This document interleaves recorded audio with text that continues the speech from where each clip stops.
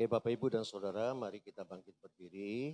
Kita arahkan hati dan pikiran kita kepada Tuhan. Kita akan berdoa untuk firman Tuhan. Bapa di dalam surga, Engkau melihat seluruh jemaat fokus kepada Tuhan. Kami berdoa bersama-sama Tuhan untuk menyerahkan pemberitaan firman Tuhan ini ke dalam tangan kuat kuasa Tuhan. Biarlah Engkau yang berbicara langsung kepada jemaat melalui hamba-Mu ini. Hamba hanya juru bicara di tempat ini, hamba kosong, hamba tidak ada apa-apanya. Biarlah apa yang Engkau telah persiapkan di dalam diri hamba-Mu ini bisa tersampaikan dengan begitu baik, oleh karena kuat, gagah, dan hebat Tuhan. Secara khusus hamba menyerahkan hamba-Mu ini ke dalam tangan-Mu Tuhan, kiranya belas kasihan-Mu turun atas hamba-Mu. Engkau curahkan urapan-Mu yang dahsyat itu pada pagi hari ini. Dan hamba terima urapan Tuhan. Dalam nama Yesus, hamba terima urapan Tuhan. Dan Engkau curahkan kuasa-Mu Tuhan. Agar hamba boleh berbicara dengan kata, kalimat yang sederhana, mudah dimengerti, mudah dipahami, dan pada akhirnya tujuan daripada Tuhan menyampaikan pesan ini boleh diterima dengan sangat baik oleh seluruh jemaat di tempat ini. Terima kasih Tuhan, sembunyikan hamba-Mu di balik salib-Mu yang penuh kemuliaan itu, sehingga seluruh tempat ini dipenuhi oleh kemuliaan Tuhan. Hamba imani, hamba amini Tuhan, tempat ini dipenuhi oleh kemuliaan Tuhan. Terima kasih Tuhan, terima kasih Engkau hadir, Engkau akan memberkati kami. Di dalam nama Tuhan Yesus Kristus kami sudah berdoa, kami sudah mengucap syukur. Haleluya, amin. Berikan kemuliaan bagi Tuhan. Silakan duduk Bapak, Ibu, dan Saudara yang dikasihi Tuhan. Bapak, Ibu, dan Saudara, ini pertama kali di hari yang ke-19, di bulan yang pertama di tahun baru, saya menyampaikan khotbah di tempat ini. Tapi khotbah pertama saya di tahun yang baru itu 5 Januari. 5 Januari 2025 itu di GBI Viva Gading Serpong. Jadi ini pertama kali di tempat ini. Dan Bapak, Ibu, dan Saudara, kita tidak bisa pungkiri ya, pergantian tahun itu menjadi sangat penting bagi kita, dan di situ adalah saat-saat yang believe it or not, percaya atau tidak, ada energi yang besar di sana. Ya, momentum yang semua orang bergerak, menanti-nantikan pergantian tahun 2024, 2025. Ada yang belum sampai di tahun 2025, Tuhan bilang cukup. Selesai perjalananmu di dunia ini. Ada yang berakhir malam tahun baru dan orang berasa berpikir, aduh, tinggal satu langkah saja dia akan masuk ke tahun yang baru. Tapi Tuhan telah menetapkan hal yang terbaik. Amin. Berikan kemuliaan bagi Tuhan. Belum lama saya juga mendengar, padahal hitungan baru beberapa hari di tahun yang baru. Ternyata anak pertama dari Bapak Galuh relatif masih sangat muda, 33 tahun sudah dipanggil. Ya. Kalau kita bicara dipanggil Tuhan, kesannya kok negatif ya. Lebih baik kita umur panjang ya. Tapi Yesus umur 33, karyanya begitu sangat.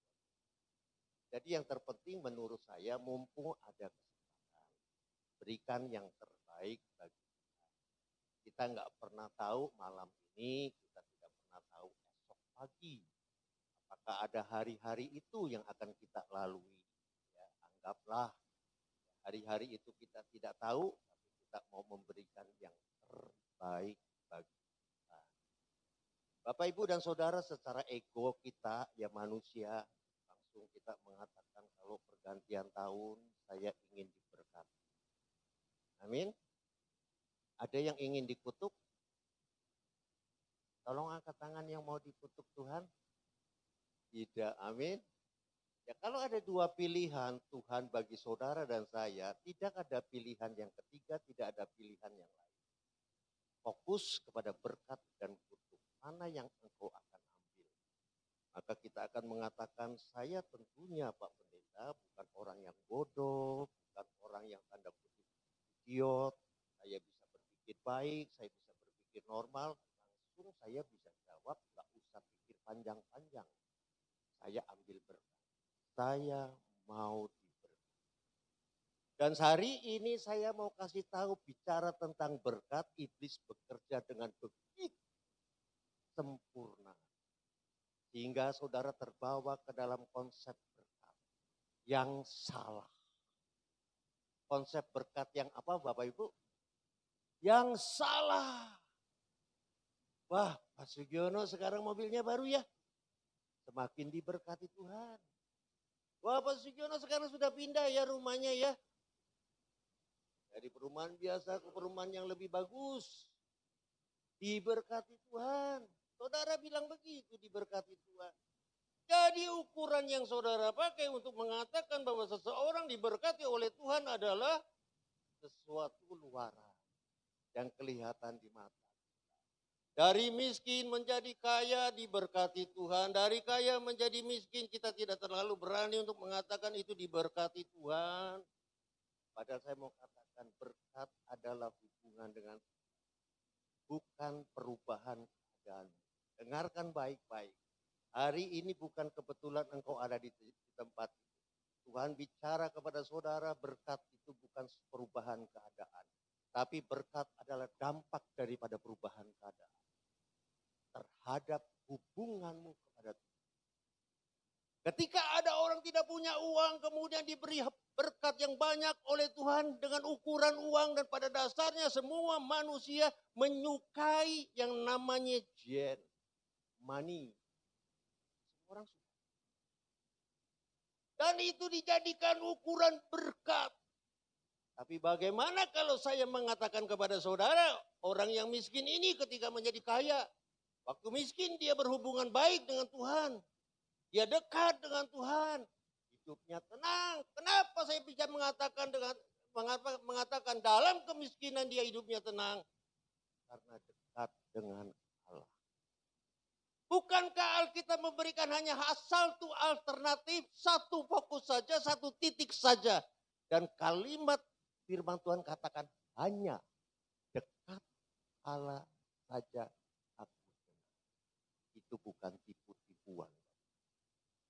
Kata hanya itu menunjukkan just only one engkau bisa tenang ketika engkau terhubung dengan sumber ketenangan itu sendiri, yaitu.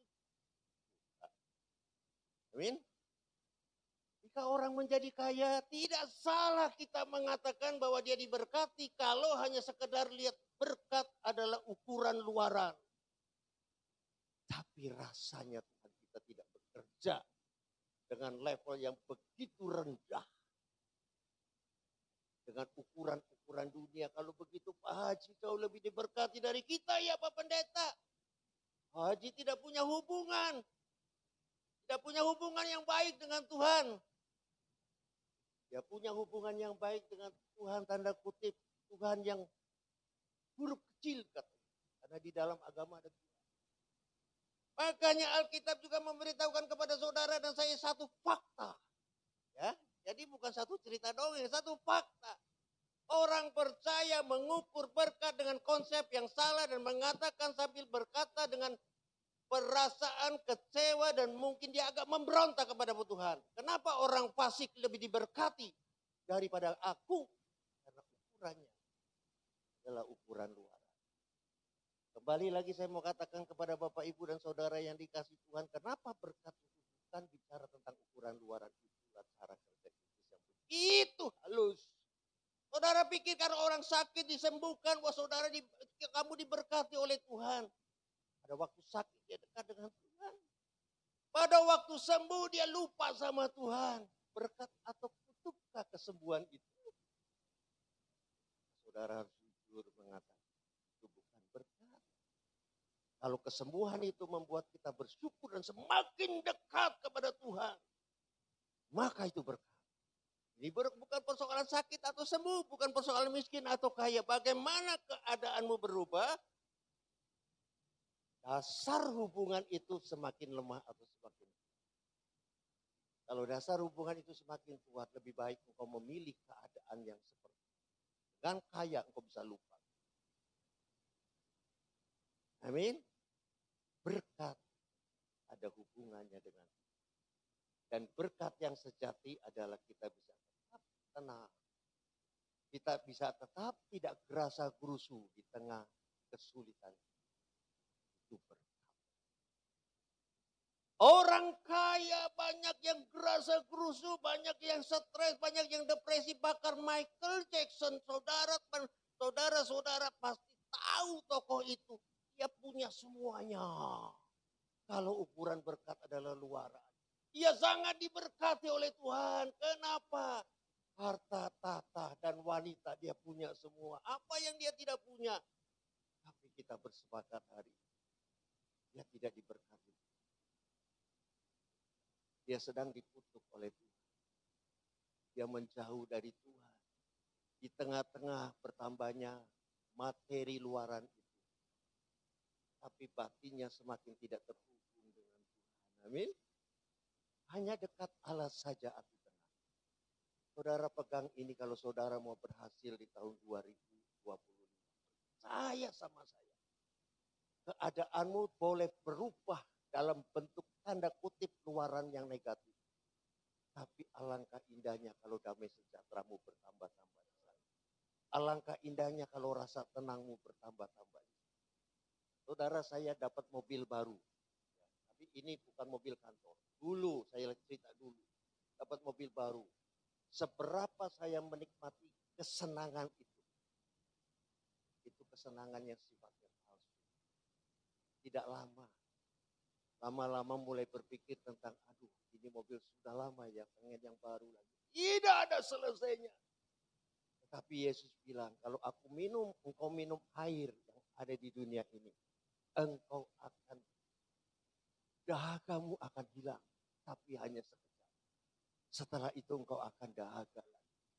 Lalu Yesus tawarkan, datang kepadaku minum air. Satu kali minum. Tetap dalam keadaan tidak akan pernah haus lagi. Saudara boleh abaikan janji Tuhan yang begitu sangat luar biasa. Tuhan memberikan sesuatu yang sifatnya permanen. Tuhan memberikan sesuatu yang sifatnya tidak pernah dia tarik lagi. Yang membuat itu tertarik dari saudara karena saudara yang menjauhkan diri dari Tuhan. Bahkan saudara bukan sekedar menjauhkan diri, maka saudara bahkan berlari, menghindari sejauh mungkin Tuhan. Karena harta membuat engkau tenggelam di sana. Padahal di dalam kekurangan harta, engkau tenggelam di dalam hadirat Allah. Di sana engkau tidak pernah ada di dalam hadirat. Di mana ketenangan itu tidak dapat. Kembali lagi kita harus percaya kepada Allah. Hanya dekat Allah saja. Aku tenang. Amin. Tahun 2025 apapun prediksinya, apapun ramalannya, itu tidak penting. Karena Tuhan tidak pernah berubah. Ya bahkan Tuhan menjanjikan satu kekuatan yang bertambah-tambah. Di tengah-tengah kesulitan yang berkurang maupun bertambah. Tapi kekuatan kita akan ditambah-tambah ketika kita dekat dengan. Jadi hubungan menjadi yang terpenting di dalam kita menjalani kekristenan. Bukan ritual keagamaan seperti ini. Tapi kalau saudara membangun ritual keagamaan seperti ini, dibangun atas dasar hubungan, di ruang pribadimu, Tuhan katakan, it's okay. Senang kamu ke gereja. Tapi kalau kamu ke gereja dan kamu tidak pernah membangun hubungan di ruang pribadimu, dan engkau tidak pernah berdialog, tidak pernah berinteraksi, kau datang ke gereja, engkau sedang terjebak dengan status keagamaan. Aku kan Kristen, pendeta. Masa aku Jumatan? Aku minggu ke gereja. Ke gereja tidak membuat engkau dekat kepada Tuhan. Kalau dasarnya adalah bukan kerinduan dan kasih kepada Tuhan. Amin. Kalau engkau ada di titik itu, maka tahun 2025 menjadi tahun perubahan. Satu perubahan yang bukan hanya diucapkan, tapi satu perubahan yang dihasilkan oleh akar masalahmu yang engkau sudah tahu dan engkau mau rubah. Tengok kekristenanmu di tahun 2024. Seberapa besar engkau membayar harga di sana. Jangan engkau adalah bagian dari 90% orang Kristen yang tidak pernah mau membayar. Apakah ini kebetulan ketika saudara mendengar kata berkat yang terkait dengan sumber berkat itu? Tidak, saudara tidak ada dalam kebetulan. Saudara sedang menerima pewahyuan dari bahwasanya tahun 2025 ini yang penting bagi saudara adalah ketenangan hidup. Harta tidak membuat engkau tenang. Orang kaya bunuh diri, pendeta bisa bunuh diri, semua bisa bunuh diri. Bunuh diri adalah satu perjalanan kegelisahan. Satu perjalanan kekecewaan. Sampai di titik putus asa. Siapa yang mengerjakan itu? Iblis. Engkau mungkin berkata kepada Tuhan, Tuhan tapi aku sudah berdoa, aku tidak mampu menghilangkan ini. Tapi ini bertambah-tambah, kekecewaan bertambah-tambah, kegelisahan bertambah-tambah. Lalu kamu tengok diri kamu sendiri, benarkah kamu berdoa? Benarkah kamu berdoa? Kamu bisa saja menganggap kamu sedang berdoa. Karena berdoa harus ada dasar iman yang sungguh-sungguh di sana. Kalau sekedar ucapan kosong Tuhan, aku tidak mampu. Benarkah engkau merasa bahwa engkau tidak mampu? Atau sekedar ucapan-ucapan basa-basi yang kerap kali dibangun oleh saudara di dalam pergaulan sehari-hari. Hey bro, apa kabar? Begitu kata apa kabar keluar, kita langsung mengatakan kabar baik. Padahal keadaan kita tidak baik-baik. Formalitas yang ada di sana membuat engkau mungkin tidak sedang berdoa kepada Tuhan. Engkau sedang berseru kepada Tuhan. Seperti meminta pertolongan kepada orang yang lebih kuat. Tapi Allah ingin engkau bangun itu atas dasar iman yang sungguh-sungguh terhubung dengan Tuhan. Bapak, Ibu, dan Saudara, saya ada di mimbar. Jadi saya tidak berani mengatakan yang tidak benar. Pagi hari di kantor, saya berdoa. Tidak boleh kurang dari setengah jam. Saya berdoa. Isi doanya apa Pak Pendeta? Segala macam saya doakan. Yang terlintas dalam pikiran saya ngomong sama Tuhan. Sambil saya tengok arloji saya. Belum setengah jam. Saya terus. Kenapa harus seperti itu? Karena kalau saya beritahu rahasia tentang doa, saudara adalah pekerja. Doa adalah pekerjaan. Dalam konteks saudara adalah pekerja dan doa adalah pekerjaan, pekerjaan ini adalah pekerjaan yang sulit. Sehingga perlu ketekunan, endurance, daya tahan di hadapan Tuhan. Jadi hari ini kalau engkau mau belajar tentang doa, jangan belajar tentang isi doa. Karena isi doa menjadi tidak penting. Ketika engkau bisa bertahan setengah jam di dalam hadirat Allah dan sungguh-sungguh engkau bangun dalam iman. Believe it or not dan alami sendiri. Banyak hal yang engkau bisa perbincangkan di sana. Ada banyak hal yang muncul dalam pikiran kita berkeluh kesah kepada Tuhan. Tapi bangun itu atas dasar. Ini bukan tetesan kosong. Ini bukan hanya ungkapan jiwa. Tapi ini adalah kerinduan roh kita. Untuk terhubung dengan doa yang dibangun oleh roh. Tuhan katakan baiklah engkau menyembah dalam roh. Bukan dalam jiwa. Dalam roh dan kebenaran. Rohmu harus dihidupkan kembali. Untuk engkau terhubung dengan. Dan bagaimana saudara bisa terhubung dengan Tuhan? Bagaimana saudara bisa menjadi luar biasa di tahun 2025? Saya kasih tahu ya satu ayat. Dan saudara pegang ayat ini. Karena ayat inilah ayat yang satu-satunya. Jauh melebihi ayat-ayat yang lain. Yang menjanjikan satu kekuatan. Ya, Yohanes pasal 4 ayat 34.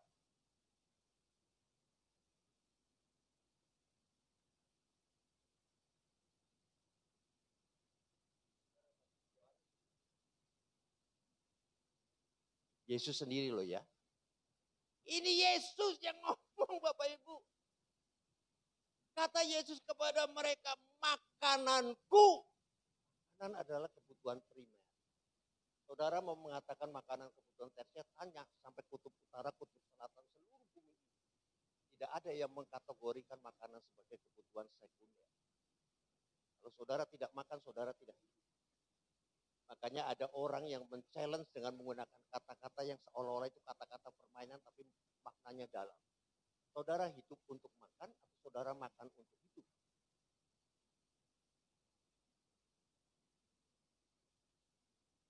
Saudara hidup untuk makan atau saudara makan untuk hidup? Menjadi. Saudara tahu apa kehidupan yang dijanjikan oleh Tuhan? Kehidupan batinnya. Caranya bagaimana? Yesus sendiri sudah mengatakan, kata Yesus kepada mereka, makananku kok bukan nasi sih, makananku kok bukan jagung sih, makananku kok bukan keju sih. Karena itu makanan fisik dan tidak membangun kerohanian. Tetapi makananku ialah melakukan kehendak Dia yang mengutus aku dan menyelesaikan pekerjaannya. Emangnya cuma Yesus saja yang ada kemudian diutus oleh Tuhan. Kita ini ada. Tidak ada yang kebetulan. Kita ini ada. Berlutut di hadapan Tuhan, katakan apa pekerjaanku Tuhan untuk ada di tempat. Jangan-jangan kau dapat pewahyuan. Tidak boleh duduk diam saja di dalam gereja. Kau harus mulai cerewet hari ini. Mulai cerewet hari ini. Setiap ketemu orang, engkau tidak pandai menguraikan banyak hal. Sedikit yang engkau tahu tentang kebenaran, kamu sampaikan. Jangan-jangan itu tugas yang Tuhan kasihkan kepada saudara, untuk saudara kerja. Sehingga saudara lebih bersemangat di dalam kekristenan saudara, karena saudara melihat teman-teman saudara, saudara yang ada di luar sana yang tidak pernah ke gereja, yang keimanannya juga kita ragukan, apalagi kerohaniannya. Dan saudara biarkan saja itu. Apakah itu tugas saudara atau bukan? Hanya Tuhan. Tuhan akan mengatakan itu tugas you, bukan tugas you. Pendeta punya daya jangkau yang terbatas. You punya daya jangkau perpanjangan dari pekerjaan pendeta. Kalau semuanya pendeta. Wah, tuwean ini lama jadi banyak. Tapi hari ini kita tertolong walaupun mereka golongan yang disebut orang Kristen sebagai golongan sampah. Siapakah mereka? Mereka adalah orang-orang yang benar-benar bekerja. Melakukan kehendak Dia dan menyelesaikan pekerjaannya. Itu bukan pendeta. Itu apologet. Apologet hari ini bermunculan banyak sekali. Apakah itu satu kebetulan? Mereka sendiri kerap kali dikecam oleh para pendeta. Pendeta bekerja di area yang formal. Mereka bekerja di area yang lebih luas lagi. Mempertahankan. Jadi hari ini kalau engkau fokus kepada kehendak Tuhan. Itu primer. Itu primer Bapak Ibu. Jangan saudara main-main dengan apa yang dikatakan oleh Yesus ini. Makananku adalah melakukan kehendak Dia dan menyelesaikan. Bergerak Bapak Ibu tahun 2025, maka engkau semakin dekat kepada Tuhan. Karena engkau sedang mendekat kepada Tuhan melalui penugasan yang Tuhan berikan kepada saudara. Amin. Engkau akan semakin dekat kepada Tuhan. Coba lihat Efesus pasal 6 ayat yang ke-6.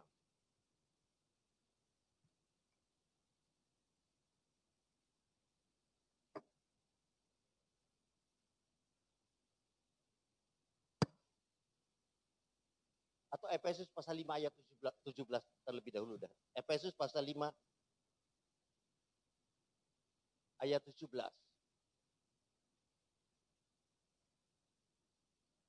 Saudara, sebab itu janganlah kamu bodoh. Jadi kalau kamu dikatakan bodoh, kamu marah. Semua orang pengen kata-kata positif.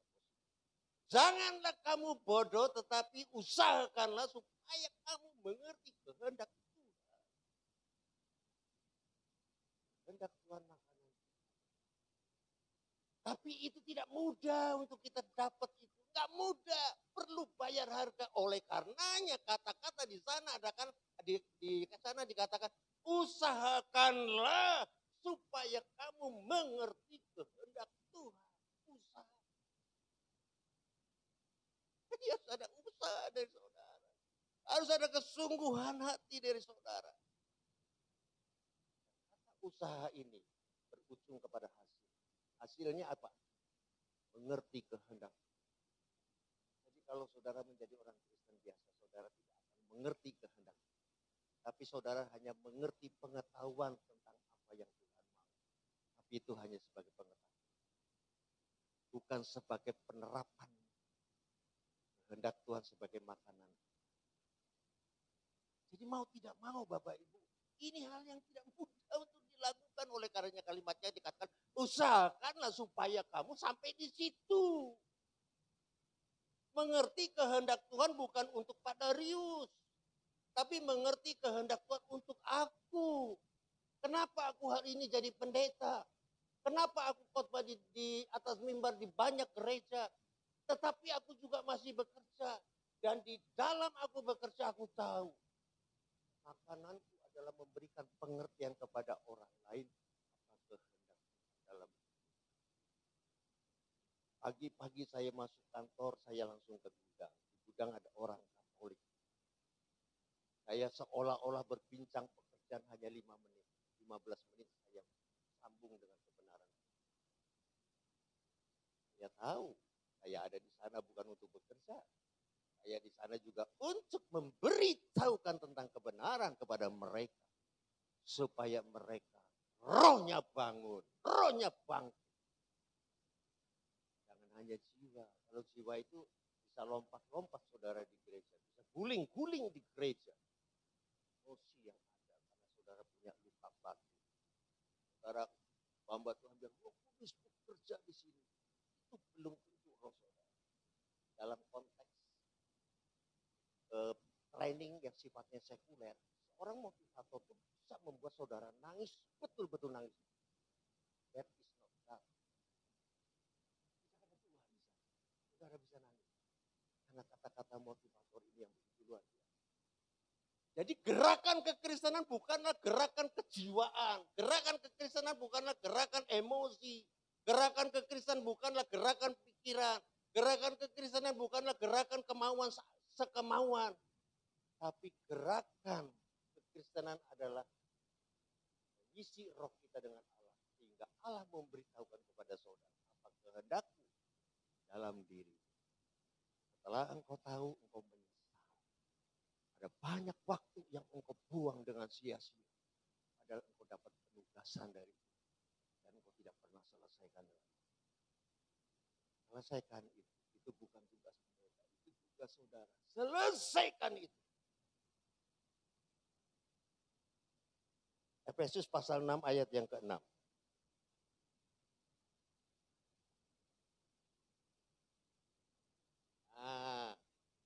Jangan hanya luaran saja saudara menjadi orang Kristen untuk menyenangkan segelintir orang.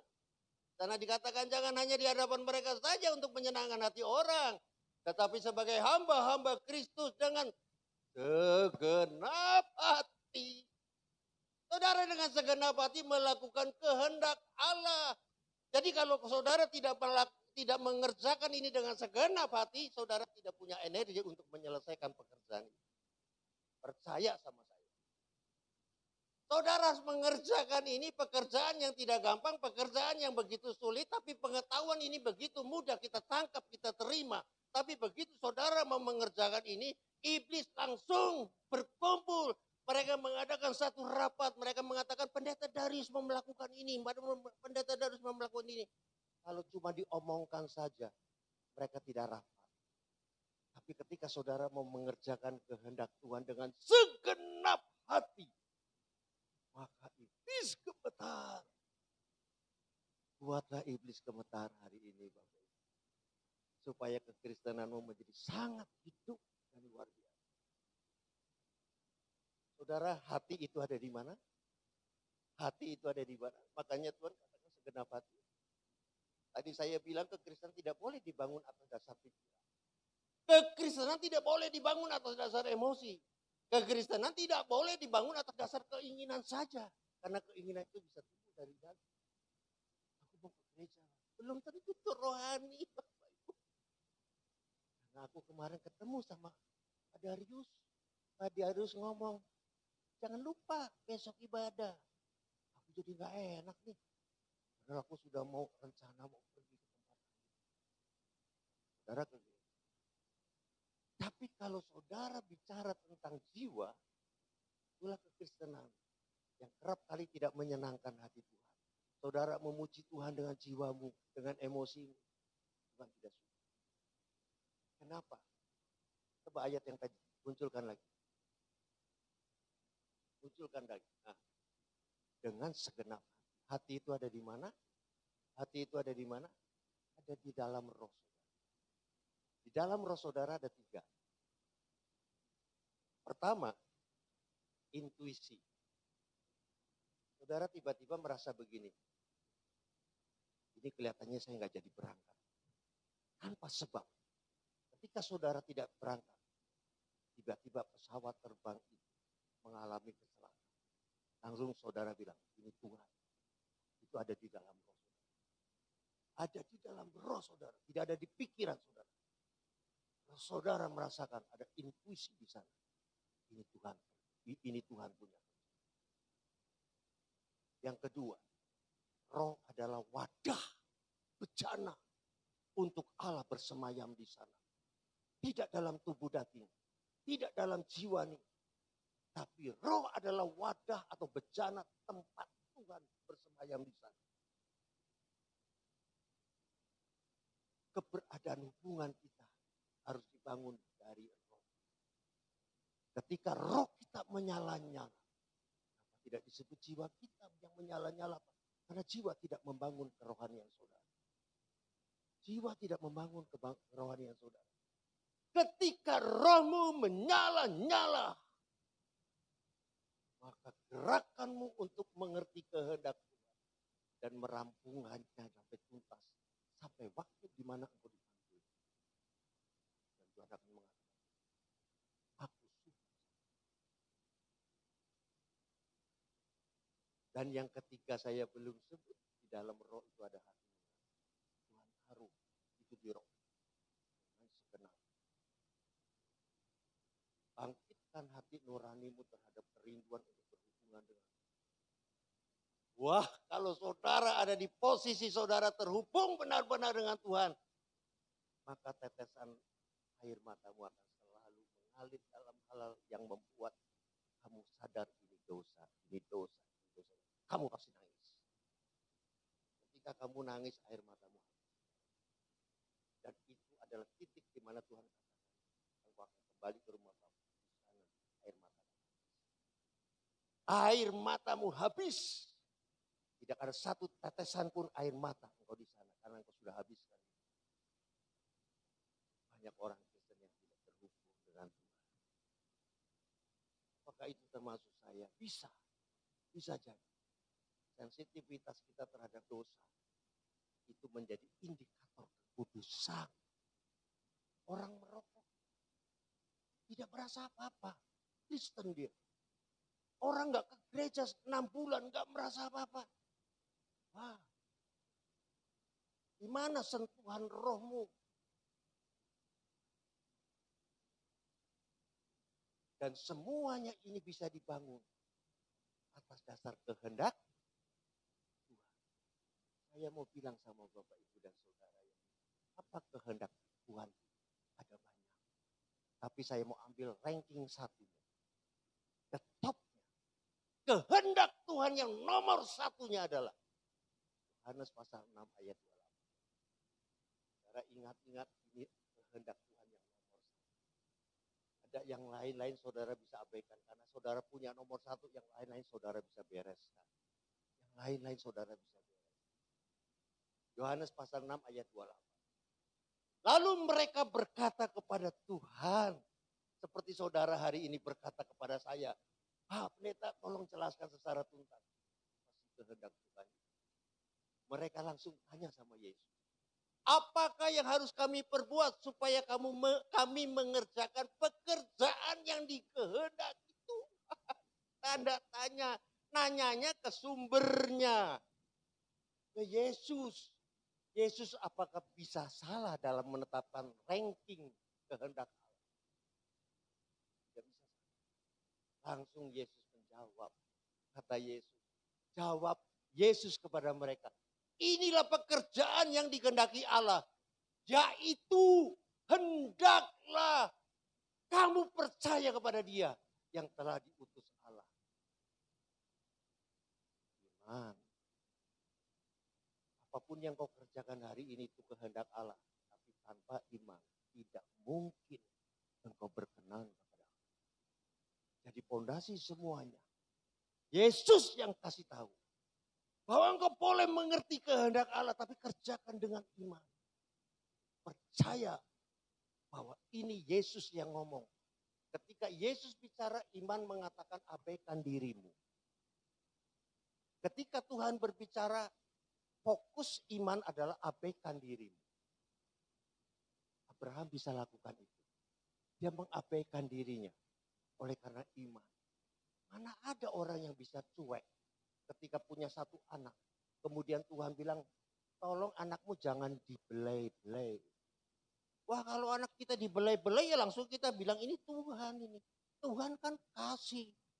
Tapi iman tidak bicara seperti itu. Apapun yang dikatakan Tuhan. Sekalipun bentuknya kejahatan. Kalau itu adalah Tuhan. Abaikan dirimu. Kerjakan saja. Engkau tidak mengerti. Engkau tidak paham. Jangan menilai Tuhan. Dari perkataan itu seolah-olah Tuhan itu salah. Abraham mengabaikan dirinya. Dia tidak ragu-ragu. Dia ambil Ishak.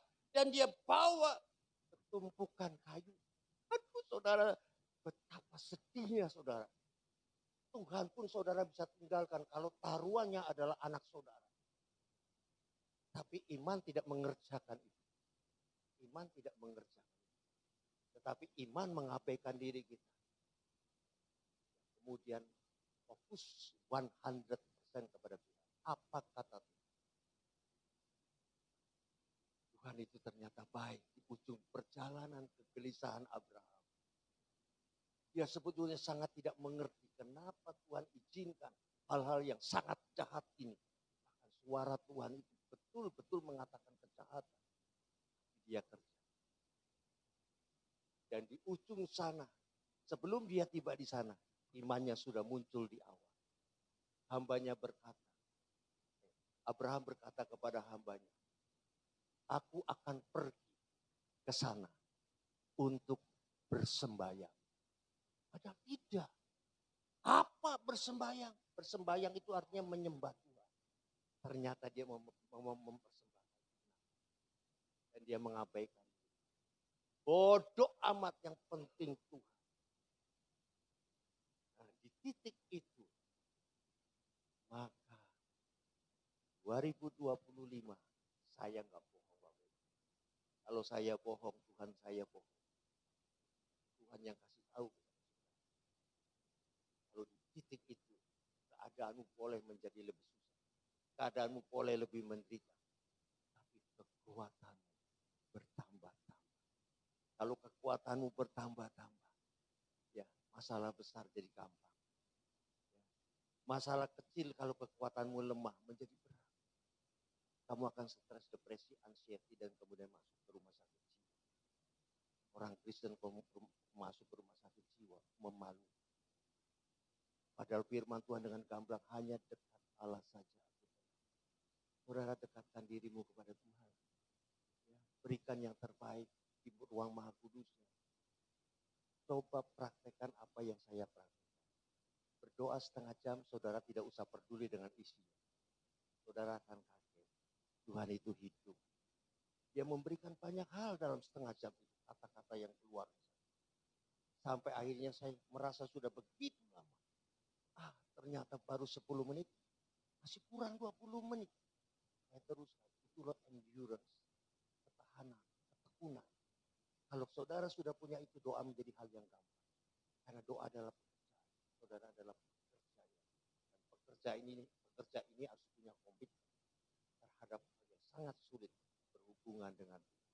Kalau tanpa komitmen, saudara tidak akan pernah punya hubungan yang baik dengan Tuhan. Saudara akan hanya menjadi orang Kristen yang agamawi. Dan itu tidak menyenangkan hati Tuhan. Saudara boleh 1000 kali ke gereja. Tapi ketika saudara tidak terhubung dengan Tuhan, kita katakan bukan orang yang berseru Tuhan, Tuhan. Tiap minggu saudara berseru Tuhan, Tuhan. Tetapi orang yang melakukan kehendak Tuhan. Makananku, kata Yesus, adalah melakukan kehendak. Ketika engkau melakukan kehendak Dia, mungkin engkau berdosa. Ketika engkau melakukan kehendak Dia, mungkin engkau banyak kurangnya, banyak lemahnya. Tapi bagi Dia melihat iman sudah cukup untuk saudara diselamatkan. Seorang yang begitu jahat hanya punya satu modal, bukan kebaikan, bukan kebajikan, bukan moral. Dia adalah penjahat.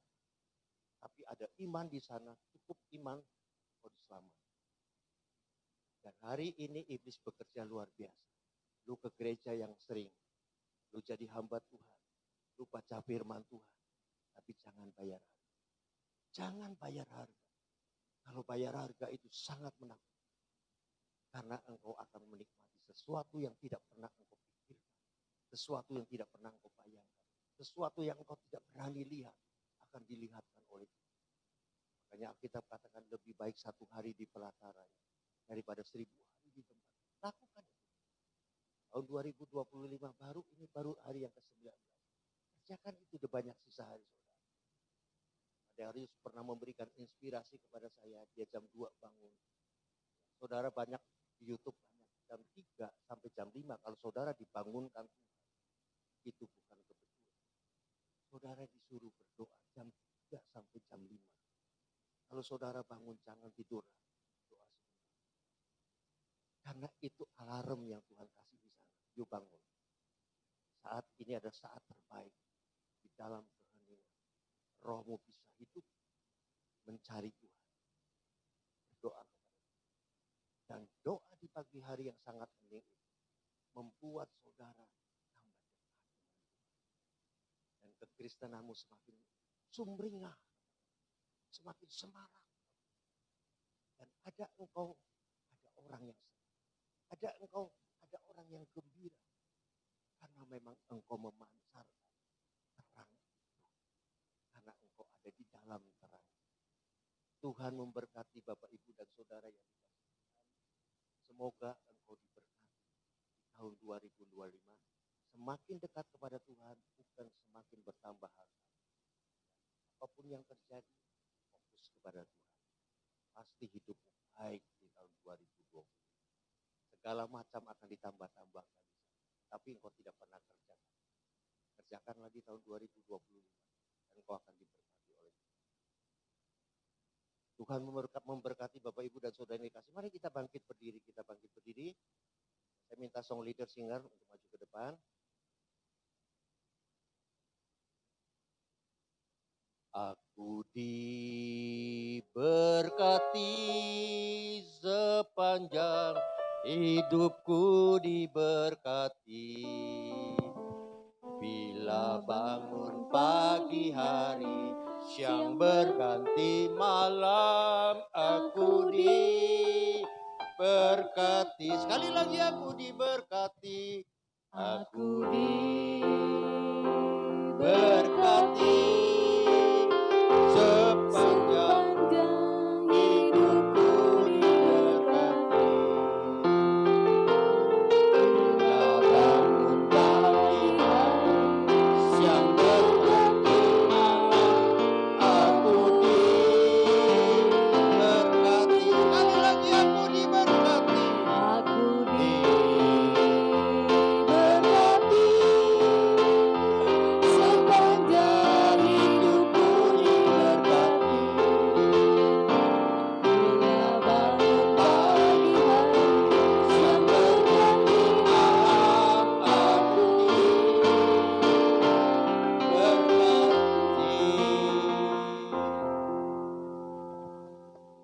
kami serahkan anak-anak-Mu yang hadir pada pagi hari ini ke dalam tangan-Mu.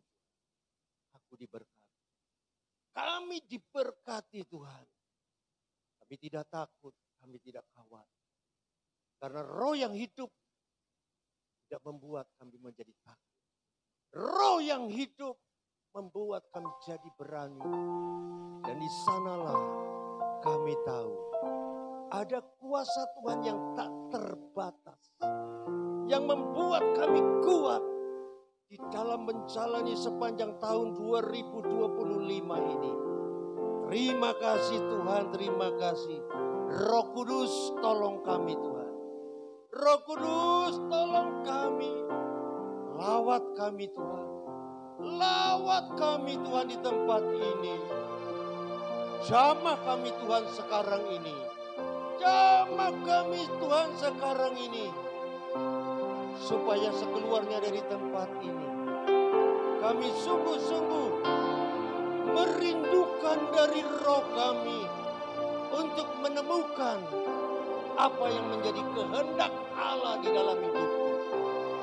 Terima kasih Tuhan, terima kasih. Di dalam nama Tuhan Yesus Kristus, hamba berdoa, hamba mengucap syukur. Haleluya. Amin. Berikan kemuliaan bagi Tuhan.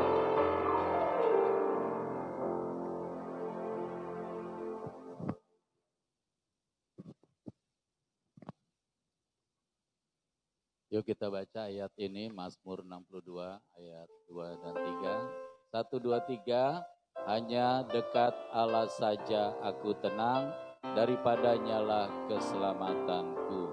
Hanya dialah gunung batuku dan keselamatanku, kota bentengku, aku tidak akan goyah. Hanya dekat Allahku, rasa tenang hatiku, kau sertai jalanku sepanjang hidupku.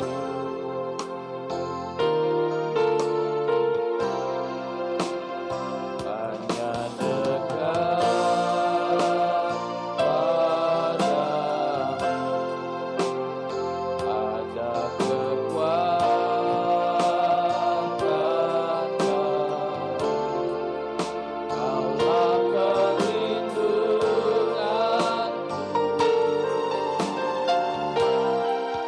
keselamatanku.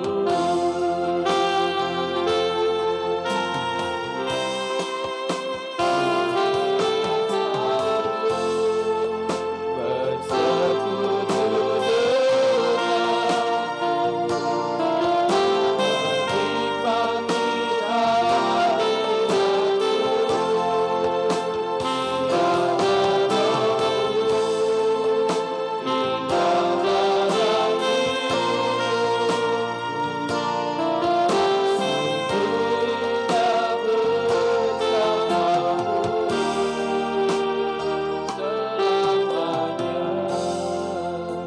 Saudara, saya sungguh mengalami ketika lebih dekat lagi kepada Tuhan Yesus, ada damai di hati saya.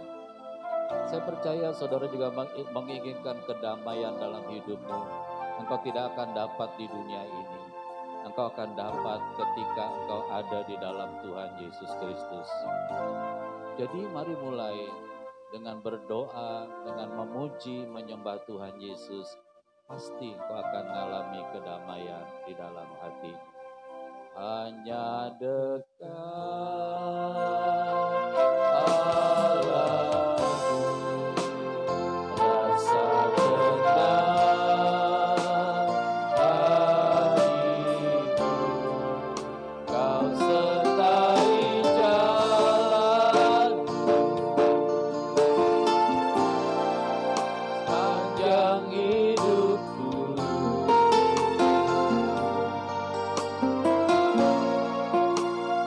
Hanya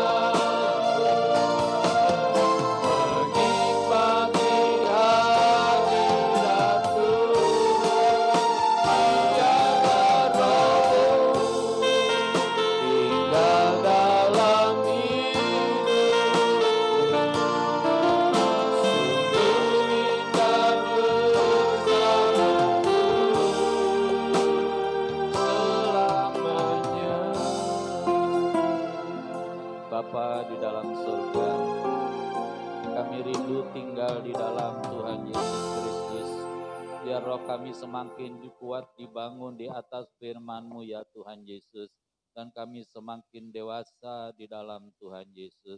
Terima kasih buat firman yang sudah Kau tabur pada pagi hari ini Bapa. Kami mau dengan sungguh-sungguh, dengan tekun menekuni doa kami, menekuni pujian kami, menekuni penyembahan kami. Sebab di sana kami mengalami kedamaian di dalam hidup ini. Biar tahun 2025 ini sungguh menjadi berkat bagi kami semua karena kami di dalam Tuhan Yesus. Berkati hamba-Mu yang sudah menyampaikan isi hati-Mu Tuhan. Berkati Bapak Pendeta Yohanes Biono dan Ibu Febe. Biar mereka terus ada di dalam Tuhan Yesus. Berkati anak-anak mereka Tuhan. Di dalam nama Tuhan Yesus. Haleluya. Amin.